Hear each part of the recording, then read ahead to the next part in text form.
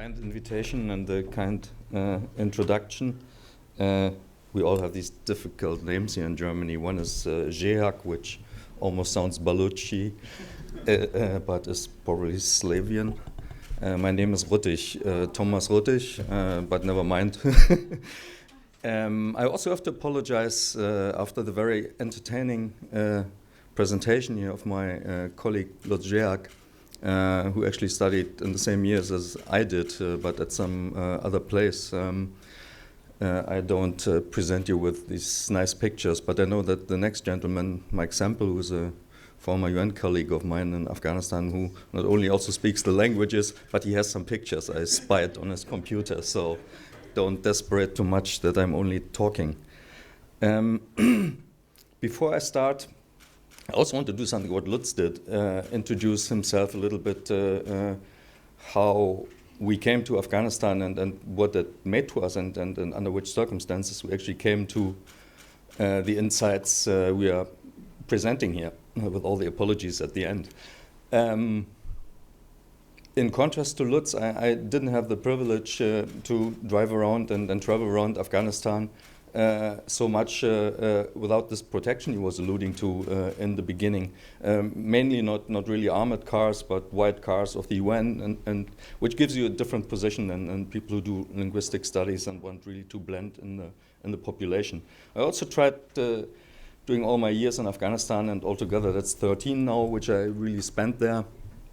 I mean, to get close to the people I'm working with, and I also understand that I'm working for, and that's why I also choose that topic, which I will come to later here, the situation of democracy in Afghanistan. So language skills help. It saves you translators, not only wrong translations, but also a lot of time. And it also helps you to get closer to Afghani Kardan, which means don't go into meetings, expect that they're over in 15 minutes or in 30 minutes, like what many of our colleagues are doing and probably also have to do. But it makes it really difficult to understand what the people on the other side really are thinking and wanting to communicate to you, because, I mean, usually the greeting already takes the first 15 minutes, and then some other polite stuff needs to be exchanged, and the meeting is over before it can come to the substance very often. So what I did in my years and in the different places I was based in Afghanistan is mainly taking time and talking to a lot of people. And although I have been a diplomat in a large part of my work in Afghanistan, I always tried to talk to Afghans and not so much to diplomatic colleagues, because that's another kind of cultural sphere which you encounter in Afghanistan, which is this bubble of diplomats who are informing each other very often on the basis of nothing is probably a little bit too little, but very often not much. And I actually also enjoyed that much more than being in this bubble. Although there are, of course, colleagues who can be really entertaining and insightful. I don't want to put them all in one pot, but largely there are people who are coming through for a year or two, but that's also the case with journalists and others. And I mean, that famous joke about the guy who went to Japan for 3 days and writes a book, Japan Yesterday, Today and Tomorrow, you can also translate into Afghan languages, of course. Before I come to my topic, democracy in Afghanistan, I want to allude to 2 points which came up in the discussion today and yesterday. It also is, you will find out, linked to the subject I will talk about. One question to Lutz from Michael was whether he has observed behavior where Afghans broke cultural norms or also religious norms, and how that happened. I've actually encountered that quite often. And when I think about it, it very often has to do with power. They are in Afghanistan so powerful people, they always have been, but I think that has actually deteriorated that situation, that people who have power can very easily override cultural and religious norms. I give you an example from the province of Uruzgan, where I happened to work for a while. There was a large landowner who happened to be a former Mujahideen commander, so he had a lot of guns to control. And he was actually having a irrigation canal dug in the desert, as the Afghans call it. It's not desert like in Sahara. I mean, it's a very good soil. You just need to irrigate it, and then you can grow something on it. And he dug such a big canal and distributed land to his followers, which was so large that people who were there originally had problems with it. And then they went to the local court, and the court decided that he did wrong, and he said, I don't care about the court. Then they were flying in ulema, Islamic scholars from Kandahar, from Kabul, and whatever. They had the Sharia court, and the Sharia court decided that the guy did wrong, and he should give back the land, or at least distribute it more justly.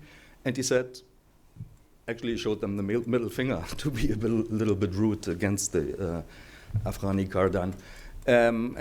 Which shows if you have the Kalashnikovs in Afghanistan, you don't need to care about cultural and religious obligations, and you can just overrule them. And that has a lot to do with the status of democracy in Afghanistan today, to which I will come in one moment. I want to do one other kind of entry remark also on how foreigners in Afghanistan are viewed by Afghans. I mean, I was, in contrast again to Lutz, most of the time representing some organizations, sometimes government, sometimes the UN, sometimes the EU, sometimes my own organization, the Afghanistan Analysts Network. So never really speaking only for myself. And I, as Lutz did, I introduced myself always when I'm meeting people in Afghanistan. But the thing is, you can tell them what you want. The first thing they wanted to see in me was the German, actually, which was very interesting. I worked in, as you said in the intro, for a year as the head of the UN office in Gardez, in the Pashtun areas of the southeast. And that area happened to be an area where after World War II, the Germans were very strong with development projects, integrated provincial development programs, which were to a large extent successful, at least in the minds of the Afghans, which is very, very important. And they just, I always said, well, I'm coming from the UN. They said, oh, the Germans are back. And I said, no, I'm a German. I'm kind of not back because I have not been there in that time, and I'm also not representing Germany. But they always were kind of alluding to me as a German who would now take up the old German development program, which happened until the mid-1970s or so, which then happened only very much later, unfortunately. And during that, and that's my last allusion to what has been said yesterday in the discussion here, then also that Aryan thing came up. I think the question came from you yesterday, that when Afghans state, oh, we are proud to be Aryans, that Germans very often react negatively to that, which has to do with our history. I mean, as you know, the term of Aryans was misused here politically under the Nazi regime, and millions of people were killed as half-humans or non-humans and named or being labeled non-Aryans. So this is something which you need to take into consideration when you come into these discussions. But that's also something which I learned over all the years I spent in Afghanistan, that you can tell most of the Afghans, as much as you want, they just like to call themselves Aryans, and it also has a kind of rational basis, which, of course, and I think yesterday it has been said that most of the Afghan languages which are not Turki are Indo-European, or as they has been called earlier, Indo-Aryan languages. But that's a linguistic thing, and that's really important to know. And so we need to be a little bit careful. By the way, also the ambassador's name yesterday was Aryai, which shows that in contrast to how we look at that term here in Germany and Afghanistan, that's nothing you need to be not proud of. Okay, long introduction, but I think it's also probably a little bit entertaining. Coming back now to this very dry but very necessary to discuss issue of the situation of democracy in Afghanistan, and I mainly will talk about elections in Afghanistan. I mean, elections is not the same thing as democracy, but it's a very important element of it. And mainly also many of, or most people of the international community actually take the holding of elections as a sign of success in Afghanistan for the implementation of democracy. So actually, there's also, I mean, I encountered that discussion also amongst many diplomats when they were off the records in Afghanistan.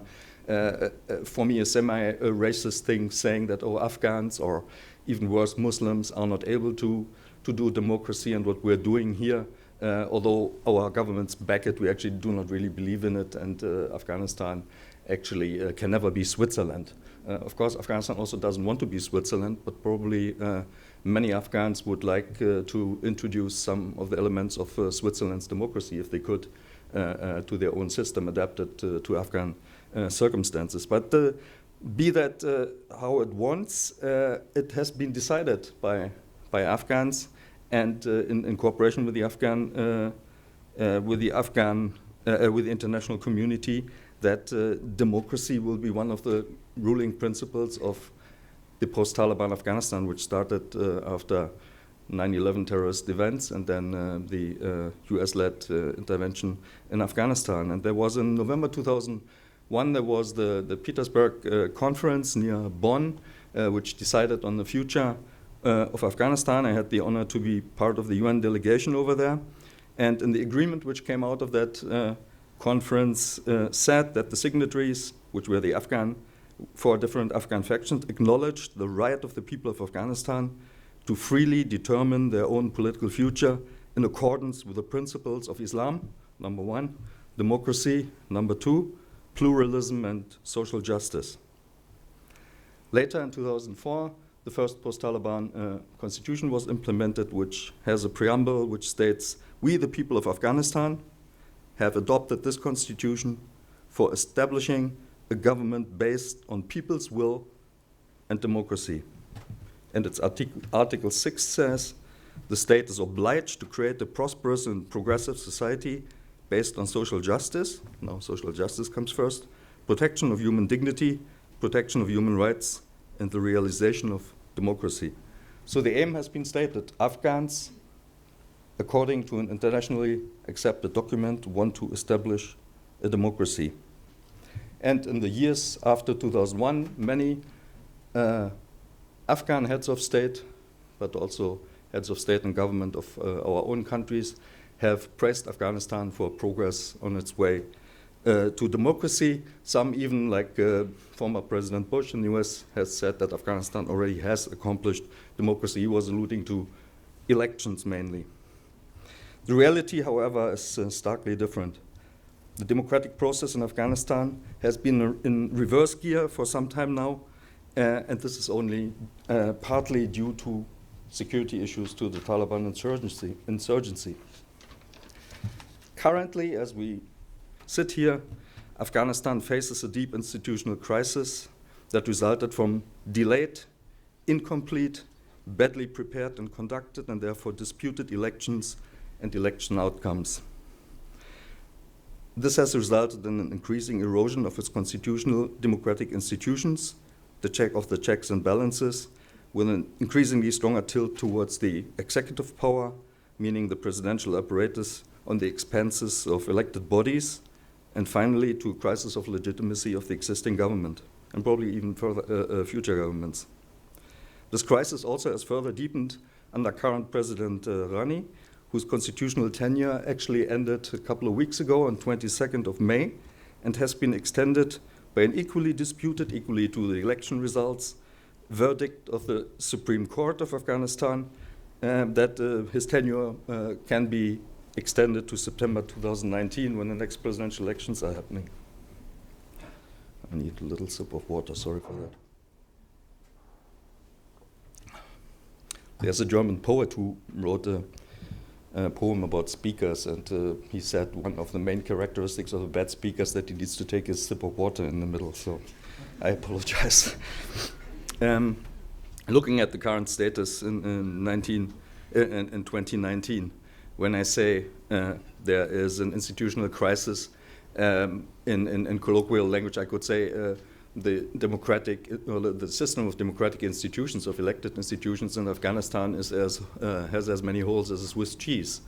The only one or the only of the elected bodies or persons in the moment is the president, and even after the end of his or the official end of his tenure, despite all the extensions, he was the only one who has been elected.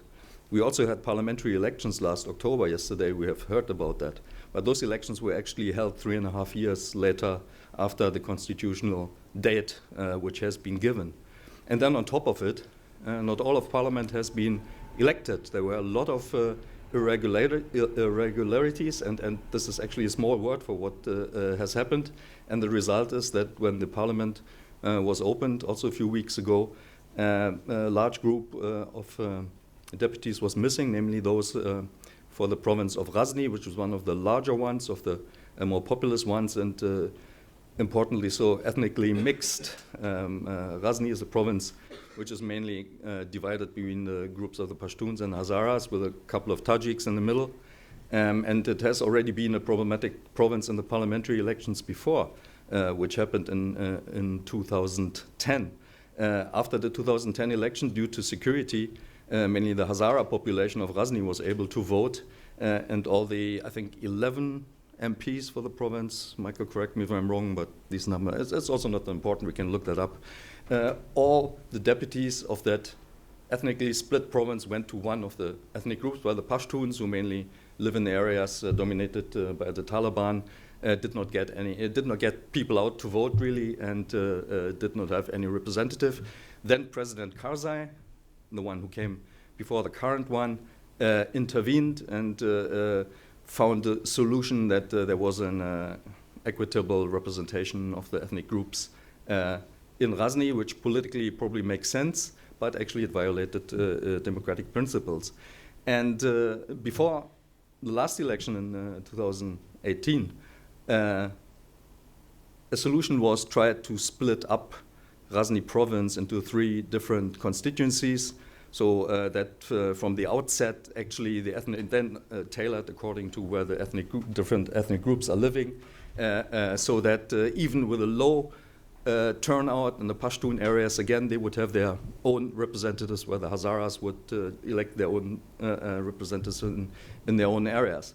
But first, that happened very late. Secondly, of course, delimitation of new constituencies is a complicated thing, because it's not so that on the left-hand side the Hazaras are living and here the Pashtuns are living. There's a lot of overlap, particularly in the more urban areas. So there were discrepancies about where exactly the borders between the constituencies should be. So the result was no solution.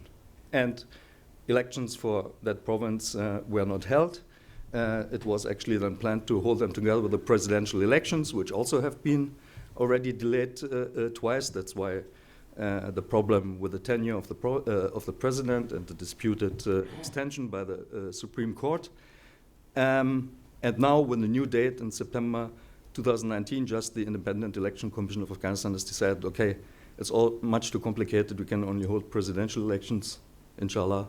But those parliamentary elections for Ghazni have been cancelled. And on top of that, also the elections for the provincial councils. Afghanistan has 34 provinces, each with an elected council of a size according to the population, and with a women's quota, by the way, will not be elected this time. They have usually been elected, at least during the last elections, simultaneously with the president. So that has been dropped. There was also the plan to hold for the first time district council elections in Afghanistan. Afghanistan also has almost 400 districts. It's in the constitution that those district councils should be elected. Those elections never have been held for technical reasons, which are never technical, but mainly political, and also have to do with the security situation, because half of the districts are more or less under control of the Taliban. And it's very difficult to hold the elections over there. So it might be the plan to hold those elections might have been a little bit unrealistic at that point of time. But on the other hand, just looking at it technically and not politically, you undermine your democratic institutions and the fabric of your political system. If you say you have elected bodies which are meant to be checks and balances for a presidency, which is already very strong, and you don't elect them, you actually tilt those checks and balances, or you cancel them from your system, and you actually strengthen tendencies which might lead to an authoritarian presidential rule in Afghanistan, simply not because the president probably wants this, but he's just the only one in the system who is elected and has at least some form of legitimacy. So the situation in the moment doesn't look very, very good. And yesterday we also heard that the government is actually emphasizing, prioritizing the holding of the presidential elections in September, and that they even prioritize it now over the peace process, which I find a little bit interesting, because these are probably two things which are very closely linked to each other, and will be very difficult to divide from each other, even if you opt out of one side and concentrate on the one. I mean, I'm not saying that elections should not be held and they should be sacrificed for a possible peace deal, but I think this issue is also a little bit complicated. Maybe we can come back to that in the question and answer part here.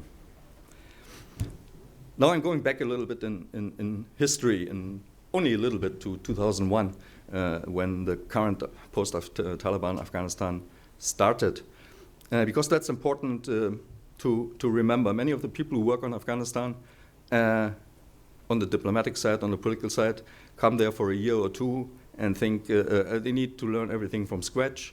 They do not even remember what happened in the previous elections, and if they're interested a little bit, they can find a lot about it, but very often you draw blanks when you ask them whether they remember that. So that's why it's important that also the situation we are facing now did not come overnight.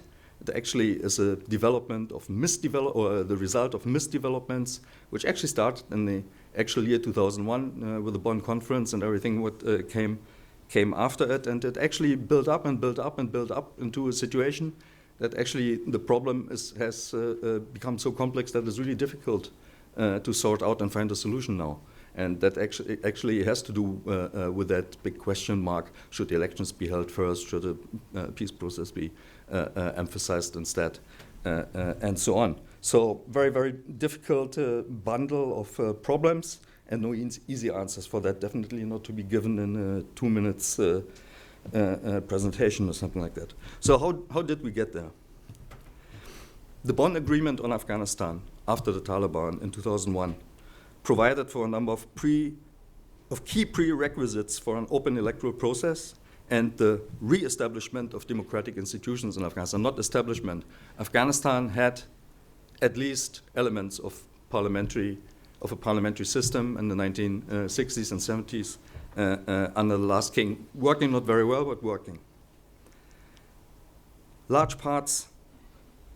That also was reflected in the fact that Bonn actually reinstated the Afghan constitution from 1964, which was probably the most democratic constitution Afghanistan ever had, and which had been kind of implemented top-down by the king in those years. And that was reinstated by the Bonn Conference in 2001, minus the monarchy, so the king was not allowed to come back as king. And also the post of a prime minister was cancelled from the constitution, which actually created another problem which we're facing today. I will, if we have enough time, we'll come back to this later. So the prerequisites for this electoral process included a census of the population, voter registration, the disbandment of militias from the previous civil or factional wars as a prerequisite for a free vote without fear, and the provision of justice, particularly with regards to war crimes and human rights abuses, which would have put limitations around armed actors to influence the coming elections, then 2001 coming elections. This was based on the assumption that following the bad experience with a series of and even anti-democratic regimes, Afghans had experienced, those of the so-called communist PDPA in the 1970s, 80s, of the Mujahideen in the early 90s, and then finally of the Taliban, would have been prepared to embrace a democratic form of government. And Michael and I, we happened to work in helping to prepare the first lawyer jirga in Afghanistan, the emergency lawyer jirga in 2002, and we were actually talking more or less 23 hours per day with delegations from all corners of Afghanistan of all social and political backgrounds, and I actually never heard anyone during that time saying democracy is a bad idea. So Afghans actually wanted to take their own destiny into their own hands, but as we will see now in the remaining few minutes, that was taken out of their hands. It also turned out then that Afghans were not unfamiliar with democratic procedures. Afghan style, jirgas and shuras, which are only democratic for men because women are usually excluded from it, but also Western style, and they were keen to break the spell of the warlords who would turn out the major obstacles for the implementation of an Afghan democracy because they simply had to lose most from it.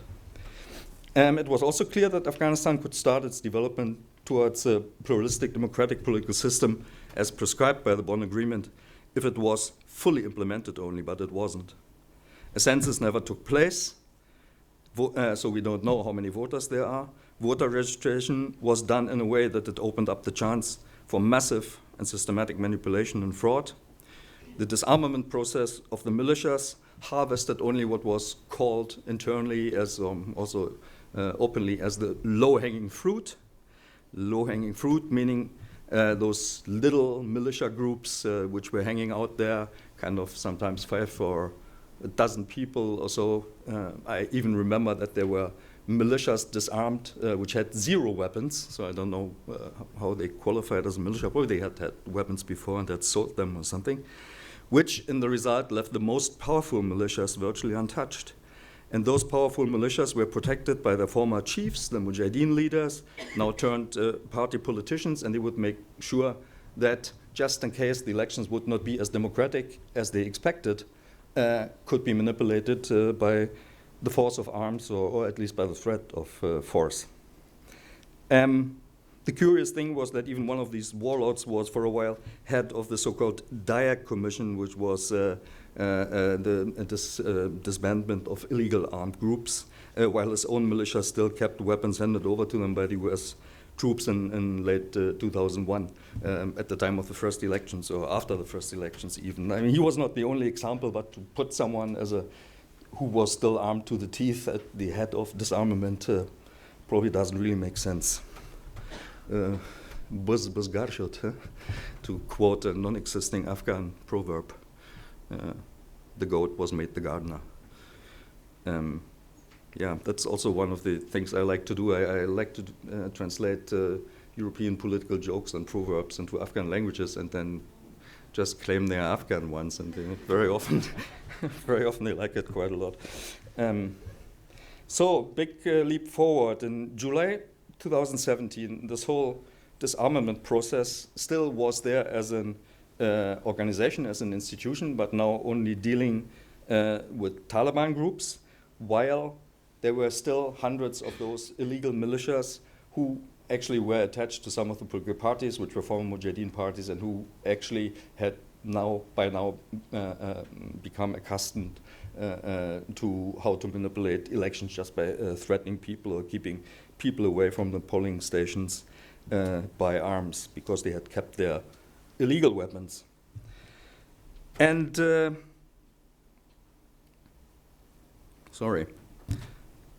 another problem was that by then not only disarmament of those militias who belonged to the former Mujahideen was off the table, there was actually a rearmament of militias, which was official policy by our governments, led as most of the time by the US government. So starting in 2006, militias were reinstated and they were kind of made part of the government program and of the government armed forces. The latest incarnations only, maybe some people have come across these terms, the Afghan local police, so-called uprising forces. Afghans usually call them Arbaki, and they're all from the pool of the ex-factional war militias. Back to the elections. During this non-disarmament process, all elections since have been marred by massive increasing fraud, as I said. This culminated in the 2014 presidential elections, after which, after many recounts and audits, including under UN auspices, in the end no one knew anymore how many election sites had been opened, how many people had voted, how many votes had been cancelled or counted, cancelled validly or because they belonged to the wrong candidate, and how many votes in the end, which were counted, belonged to real voters and were not the result of ballot stuffing. You could go to the bazaar and could buy whole sets of election material, everything from the voter card to the ballot papers to the lists where the election polling center staff would mark the names of the people who had voted and who had not voted. And you could fill that out at home and bring it into the next polling station. And if you had a couple of Kalashnikovs with you, the election staff would probably just go home for some lunch and you would stuff the ballots in the middle of it. I've seen it myself. I'm not quoting things which I heard. I heard many more of those, and each one of us who has been in the country then actually has heard the same thing. So in the end of all that muddle or mess, an official result of the last presidential elections in 2014 was never announced. The gentleman, Mr. Rani, who later became the president, announced it from his side, but his counterpart, Dr. Abdullah, actually never accepted it. But in the end, somehow a deal was made when then U.S. Secretary of State Kerry was flown into Afghanistan and was banging their two heads together, so they declared something or established something which they called the National Unity Government, which actually turned out to be, and I'm a little bit cynical now, as the National Non-Unity Government, because they were mainly fighting about jobs. I mean, we have heard yesterday a little bit, of course it's not as black and white, that there were some achievements in the social sphere, also in economy and so on, but that's actually scratching more or less the surface. The real big issues, which is unemployment, which is poverty. Unemployment has been mentioned yesterday by the ambassador. Poverty is at over 45%. 45% of all Afghan women and men, and over proportionally children, live under a poverty line, which is much lower than the poverty line in Germany or any country you're coming from, I guess. And that's actually the same number of people who lived under the poverty line in Afghanistan in 2003, which is the only or the earliest year where we have figures, but it's only kind of the second year after the fall of the Taliban, when most of the development programs have not really clicked in, so you can compare it. So it means after the investment of, if we only take development money, 100 billion US dollars, poverty rate is still of 54%. That's not a real positive result of what has happened over the last 17 years. And the elections are, or the bad elections in Afghanistan are a central part of that. So apart from all these manipulations and whatever, never any Afghan president actually won the 50% which is necessary to become a president. I mean, I have been in the meeting where after the first presidential elections in 2004, before the second round, ambassadors of the US and other Western countries and UN representative who used to be my boss, I should have stepped down immediately actually, I didn't, only a little bit later, told all the candidates, please don't make a mess, Afghanistan needs stability, let's just decide that Karzai had more than 50%.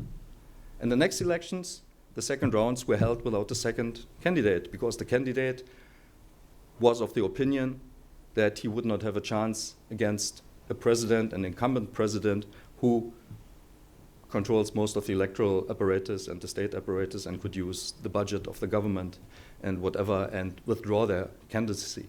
So actually, presidents were elected by, what do you call that, by default, by declaration or whatever, but not democratically. That might sound like a small detail, but it shows how seriously, in quotation marks, our governments took democracy implementation in Afghanistan, because after all those elections, they congratulated the president for the big and the Afghan people for the big democratic achievement of those manipulated and resultless elections, which I find not only hilarious, but actually something which should be later discussed in some public tribunal. I think I'm running out of my time. 8 minutes? Oh, I thought I probably 8 minutes over already. Oh, no. Would you like to open it up for questions? No, it's okay. Let me just conclude here and then cut that a little bit short, what I have here. So, as I said in the beginning, it's important to notice that Afghanistan has not just recently run into problems on the side of their democratic institutions, and it is not only linked to the war. The war is part of it, because it just stands in the way of people going to polling stations and casting their votes. But actually, there were shortcomings from the very first minute of the whole political process, which resulted from the Bonn process. But since many people also say that, many journalists, many people who write books about that, say the whole Bonn conference was flawed. I was there, and probably I'm not really impartial, but the thing is, when I look at the documents we had over there, if implementation would have happened, probably Afghanistan would look a little bit different today, and would probably also look a bit more democratic today than currently it does. And the bad thing, part of the bad thing was that also the UN, for which I worked until 2003, then became part of that game, which actually bended the democratic will of the Afghan people into something which I can only call a facade democracy. So from then on, from the first electoral cycle onwards, warlord turned politicians captured parliament and most of the provincial councils in the 2005 elections with the help of their guns, during which many Afghans asked how they could vote freely with a gun held to our heads. That's a sentence which I heard in varieties many times. In many areas, competing candidates, non-warlord candidates, received house visits by local armed men prior to the poll, who threatened them, offered them the choice between the Quran and the gun. So either you go with us, the real Muslims, or we can shoot you. Sometimes it was the Quran and money. The ruling oligarchy, by then joined by some of former non-warlords who copied their methods, put themselves above the law with impunity. And that brings us back to that story I told you in the beginning with the land and the landowner and the canal in Uruzgan. One other point which I just want to make very briefly is that before the 2004 elections, there also were political parties were legalized in Afghanistan. But the political party law, which would define their participation in the first elections, was delayed so long that political parties actually could not stand up candidates for the presidential elections, and it was very difficult for them to run in the first parliamentary elections. So till today, Afghanistan's parliament does not have political parties, although there are a number of really genuine parties in Afghanistan. You can say about them what you want, but they have their basis. And also a lot of other, which are small ones, projects of parties which never have been actually tested. So they can claim till today, well, we have so and so many followers, but you don't allow us to take part in the elections. Of course, also then legislation becomes very difficult. If you have a parliament of 250 members who just represent local constituencies, it's very difficult to get the law on the way. And this is also one of the issues why all these shortcomings in the electoral system in Afghanistan, which also exist, and which should have been reformed, never made it to parliament, because actually with the lack of political parties, with the lack of party-based factions in parliament, you never get that discipline that at least a couple of larger power blocks can actually discuss about law and make a compromise if necessary and get it through legislation.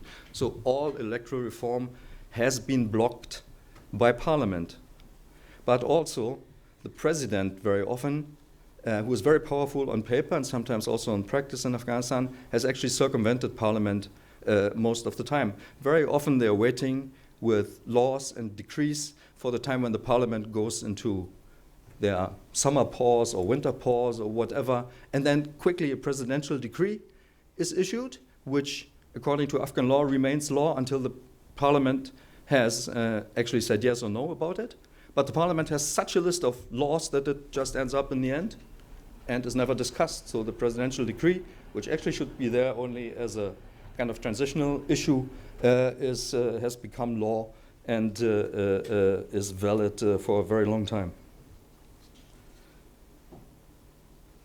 And this has also contributed to what I said in the beginning, that most of the checks and balances have gone. Parliament is often outmaneuvered, is very weak, because it doesn't have any parties. And at the same time, the presidential apparatus, the executive, which, apart from the elections of the president himself, the people in it are not democratically legitimized, but they actually take the important political decisions in a very intransparent way, and most of the Afghans don't actually know how those decisions have been arrived at. And this is what I mean when I talk about authoritarian tendencies, which are a danger also for future Afghanistan, because we have alluded to it in the moment there are attempts to end the war, to have an agreement with the Taliban so that the US and other troops can be withdrawn, and as people hope that peace will break out if that happens, although there's of course no guarantee when the troops are withdrawing first.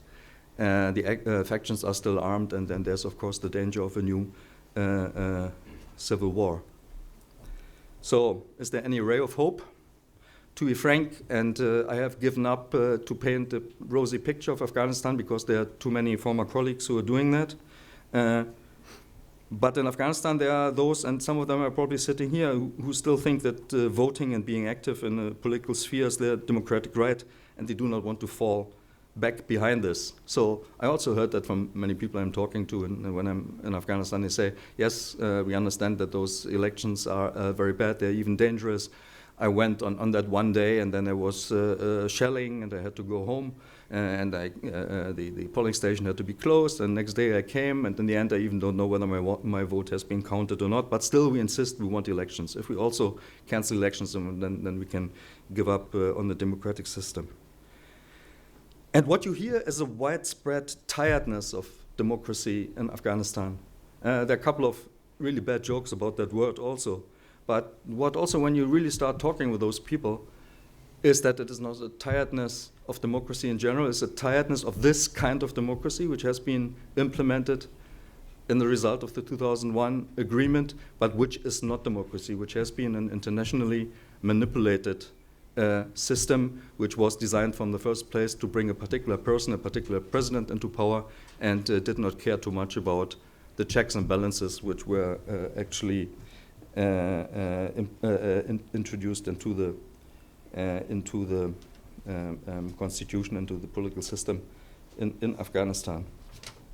But we also should not harbor illusions. There are many in Afghanistan who do not want a democracy. I said in the beginning that those who actually profit from the war and from the current situation, if there's really a democracy and they're held accountable, that will be the end of their political careers. So of course, they pay lip service to democracy, but they are not really supporting it. But on the other hand, there are also, amongst many of the young, of the educated ones, there are many people who actually reject democracy because they think it's against Islam. And that's also a large sector of the youth, which we probably do not see here in this room.